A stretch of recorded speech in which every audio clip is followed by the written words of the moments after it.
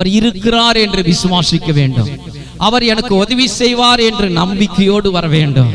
ஆண்டவரை முற்றிலுமாய் ஒப்பு கொடுத்து அவருக்கு ஆராதனை செய்ய வேண்டும். இதுவே நீங்கள் செய்யத்தக்க புத்தியுள்ள ஆராதனை. நம்ம ஆராதித்தால் புத்தியுள்ள ஒரு ஆராதனையை ஆராதிக்க வேண்டும். ஏதோ கடமைக்காக நாம் ஆராதித்தால் அதிலே ஒன்றுமே பிரயோஜனம் இல்லை. புத்தியுள்ள ஆராதனை, ஒப்பு கொடுத்து ஆராதனை, முழங்கால் படியிட்டு ஆராதனை, கரங்களை உயர்த்தி ஆராதனை, புதிய பாடல்களை பாடி ஆராதனை. அல்லேலூயா. அவர் செய்த அற்புதங்கள் ஏராளம். எத்தனை பேருக்கு ஆண்டவர் அற்புதம் செய்திருக்கிறார்? கரங்களை உயர்த்துங்க. இயேசு வாழ்க்கையிலே இது நாள் வரைக்கும் எவ்வளவோ அற்புதங்களை செய்திருக்கிறார்.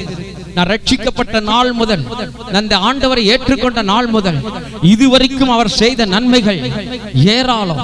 எத்தனையோ நன்மைகளை என் வாழ்விலே செய்த என் ஆண்டவருக்கு